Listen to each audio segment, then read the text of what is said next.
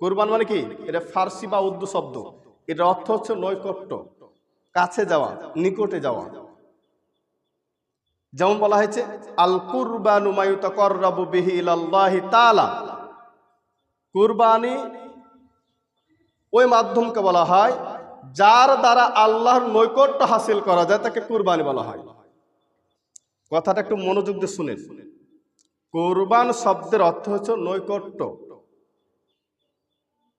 নৈকট্য হাসিল করা। কুরবানি শব্দের হচ্ছে আল্লাহর নৈকট্য হাসিল করা, যা আল কুরবানু মা ইউতাকাররাবু বিহি ইলাল্লাহি তাআলা।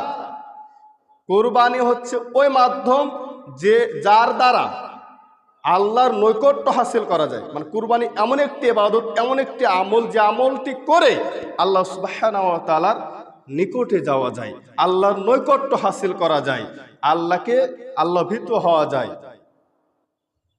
তাহলে কুরবানি একটা গুরুত্বপূর্ণ আমল, যে আমলটি করে আল্লাহর নৈকট্য হাসিল করা যায়। আর যদি এ কুরবানি যদি দুনিয়াবির জন্য হয়, তাহলে নৈকট্য হাসিল করা হবে না, দুনিয়াবি হাসিল করা হবে।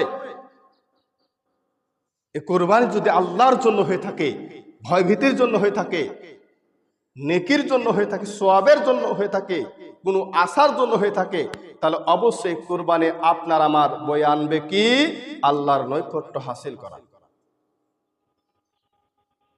عن أبي هريرة رضي الله تعالى عنه قال قال رسول الله صلى الله عليه وسلم। হযরত আবু হুরায়রা রাদিয়াল্লাহু তাআলা আনহু হতে বর্ণিত, তিনি বলেন রাসূল সাল্লাল্লাহু আলাইহি ওয়াসাল্লাম বলেছেন, মান কানা লাহু সাআতান, যার সামর্থ্য আছে, যার টাকা পয়সা আছে, যে কুরবানি করতে পারবে এমন সামর্থ্য আছে, ফালাম ইউযাহি, অথচ সে কুরবানি করলো না, অথচ সে কুরবানি করলো না, কুরবানি করে না, ফালা ইয়াকরিবান্না মুসাল্লানা, আল্লাহর নবী বলেছেন সে যেন আমাদের মুসাল্লার নিকটে না যায়, সে যেন মুসাল্লার অর্থাৎ ঈদগাহার নিকটে না যায়। তাহলে অত্র হাদিস দ্বারা প্রমাণিত হয় যে যার সামর্থ্য আছে, টাকা পয়সা আছে, অথচ কুরবানি করলো না, সে যেন মুসাল্লাতে না যায়। তাহলে কুরবানি গুরুত্ব রয়েছে, কুরবানি গুরুত্ব রয়েছে। এ কারণে আল্লাহর নবী বললেন মান কানা লাহু সাআতান, যার সামর্থ্য আছে, কুরবানি করতে পারবে, টাকা আছে, পয়সা আছে, কুরবানি করার ক্ষমতা রাখে, ফালাম ইউযাহি, অথচ কুরবানি করছেন, অথচ কুরবানি করলো না, অথচ কুরবানি করলো না, ফালা ইয়াকরিবান্না মুসাল্লানা, সে যেন আমাদের ঈদগাহার নিকটবর্তী না হয়, মুসাল্লার নিকটবর্তী না হয়। ইবনে মাজাহ 2532 নম্বর হাদিস, নাসরুদ্দিন আলবানী রাহিমাহুল্লাহ হাদিসটি সহিহ বলেছেন। এই অত্র হাদিসটিকে সামনে রেখে বিদ্বানগণ কেউ কেউ বলেছে এ কুরবানি করা ওয়াজিব। এই হাদিসটিকে সামনে রেখে যারা ওয়াজিব বলে, এই হাদিসটিকে সামনে রেখে, যেহেতু সামর্থ্য থাকলে কুরবানি করা লাগবে, এটা একটা তাকিদ দিছে, গুরুত্ব বোঝাচ্ছে। এই হাদিসকে সামনে রেখে কোন কোন বিদ্বান বলেছেন কুরবানি করা ওয়াজিব। তবে আসলে জমহুর উলামায়ে কেরাম সালাফদের নিকটে এই কুরবানি হচ্ছে সুন্নাতে মুআক্কাদা, একটা গুরুত্বপূর্ণ সুন্নাত, যে সুন্নাত সামর্থ্য থাকলে, ক্ষমতা থাকলে সে সুন্নাত ছাড়া ঠিক হবে না, করা উচিত। সম্মানিত উপস্থিতি, এ কারণে আমরা কুরবানি করব যদি আমাদের টাকা পয়সা থাকে, যে কুরবানি একটা করতে পারবো, 10,000 5,000, বা একটা ছোট্ট ছাগল কিনতে পারবো দাতা মতন, একটা ভেড়া কিনতে পারবো, ক্ষমতা যদি আমার থাকে, তাহলে আমরা অবশ্যই চেষ্টা করব প্রতি বছরে আমার পরিবারের পক্ষ থেকে একটি কুরবানি করা, এর চেষ্টা করব আমরা। এই চেষ্টার মাধ্যমে আপনার আমার নৈকট্য হাসিল হবে আল্লাহর, আল্লাহর নিকটে যেতে পারবো আমরা কুরবানির মাধ্যমে। এ কারণে কুরবানিটা আপনাকে আমাকে করা উচিত যদি ক্ষমতা থাকে, সামর্থ্য থাকে। কুরবানিকে এড়িয়ে চলিয়েন না। কুরবানি একটা সুন্নাত বলে আপনি গুরুত্ব দিবেন না, এমনটি না হয়। কুরবানি যে একটা সুন্নাত, তা আপনি এড়িয়ে চলবেন, এটা একটা সুন্নাত, এটা বাড়াবাড়ি করবো না, এটা দিব না, সমস্যা নাই, এমনটি বলিয়েন না। হ্যাঁ, কুরবানি না করলে জাহান্নামে যাবেন, এ কথা আমি বলছি না। কুরবানি না করলে আপনার কাবিরা পাপ হবে, এ কথা আমি বলছি না। তবে কুরবানি একটা গুরুত্বপূর্ণ আমল, যে এ ব্যাপারে রাসূল সাল্লাল্লাহু আলাইহি সাল্লাম বলছেন যে যার সামর্থ্য আছে কুরবানি করলো না, সে যেন মুসাল্লা না যায়।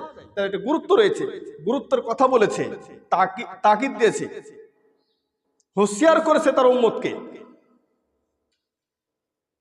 সম্মানিত উপস্থিতি, এবারকার দেখেন যারা আমরা কুরবানি করেছি, এই 10 এই যে জিলহজ মাসে কুরবানি করবো না আমরা, এই জিলহজ মাসে কিছু আমল রয়েছে আল্লাহর নিকটে নেক আমলের চাইতে সবচেয়ে প্রিয় আমল হচ্ছে এই 10 দিন। যত নেক আমল রয়েছে এই 10 দিনের আমল সবচেয়ে আল্লাহর কাছে প্রিয় আমল। অতএব এই 10 দিন একটু ভালো ভালো জিকির করবেন, বেশি বেশি আমল করার চেষ্টা করবেন, এটা উত্তম আল্লাহর কাছে দিন।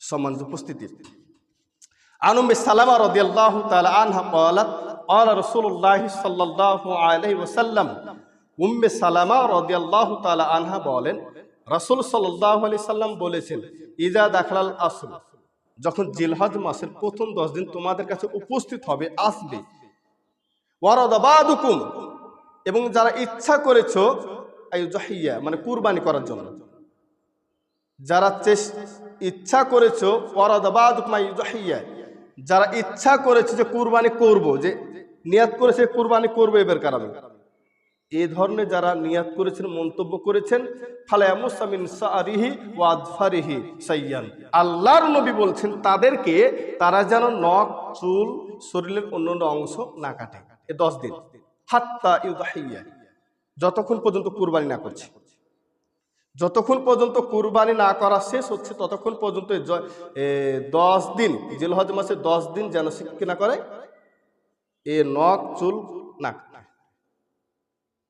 তাহলে আল্লাহ নবী কি বললেন আমাদেরকে? এটা একটা শিখিয়ে দিলেন যারা কুরবানি যা করে, যারা কুরবানি করার সামর্থ্য আছে, যারা কুরবানি করার আমার ইচ্ছা করেছি, তাদেরকে বললেন তারা যেন নখ, চুল, কুনি, শরীরের অন্য অংশগুলো না কাটে। এটা একটা বিশেষ দিন, বিশেষ একটা কাজ, যারা কুরবানি করবে তাদের জন্য এটা পরিহার করতে হবে।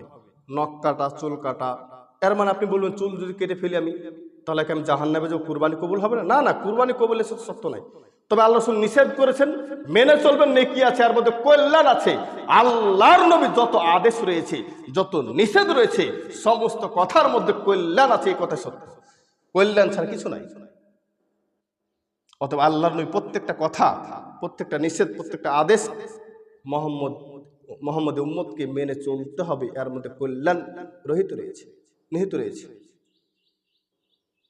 সম্মানিত উপস্থিতি, যে হাদিসটি বললাম চুল, নখ এবং অন্যান্য অংশ কাটা যাবে না, সে হাদিসটি আপনি পাবেন মিসকাতুল মাসাবের মধ্যে 1459 নম্বর হাদিস।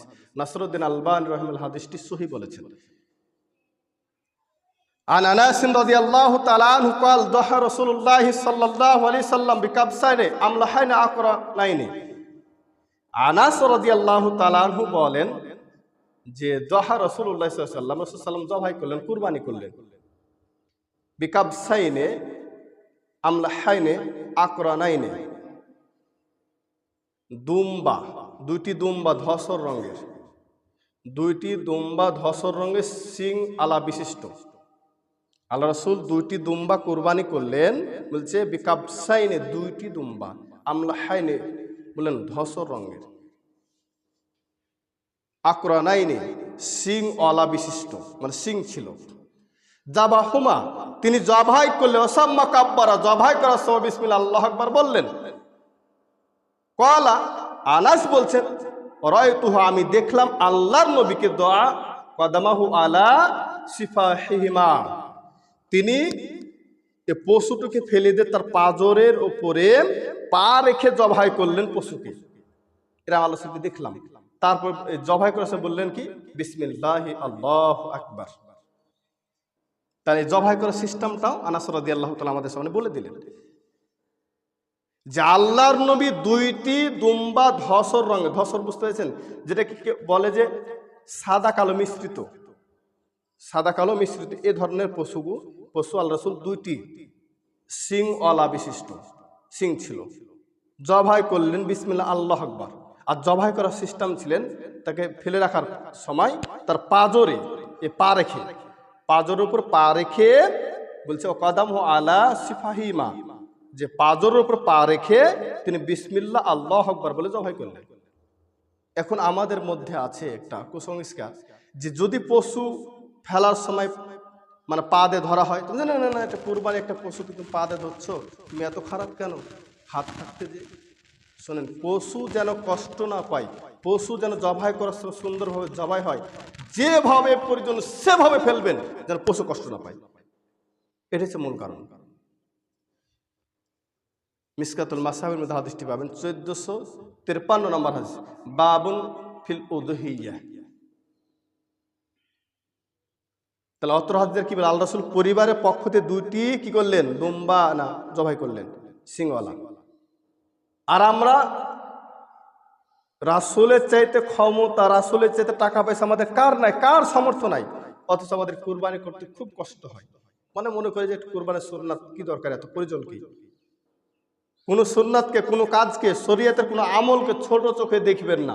প্রত্যেকটি রাসূলের কাজ, প্রত্যেকটি সুন্নাত, প্রত্যেকটি কথার শরীয়তের অনেক দাম, যা ছোট চোখে দেখার কোনো অবকাশ নাই।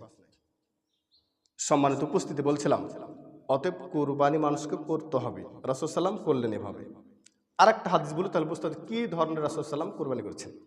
আন আবি সাঈদ আল খুদরি রাদিয়াল্লাহু তাআলা আনহু ক্বাল কানা রাসূলুল্লাহ সাল্লাল্লাহু আলাইহি ওয়াসাল্লাম, রাসূল সাল্লাল্লাহু যে তিনি ইউদাহিয়ু, তিনি কুরবানি করলেন যে আমলাহাই ফাল ইয়াহিন, মানে ধরলেন যে বিকাবসিন ফাহিলিন, মানে মোটা তাজা একটা দুম্বা জবাই করলেন। ইয়ানজুরু ফি সাওয়াদিন, সেটা দেখে কালোতে, ওয়াকুল ফি সাওয়াদিন, সেটা খায় কালোতে, ওয়ামসি ফি সাওয়াদিন, সেটা হাতে কালোতে, অর্থাৎ চোখ কালো, মুখ কালো, পা কালো। এ ধরনের পশু আল্লাহর নবী জবাই করলেন।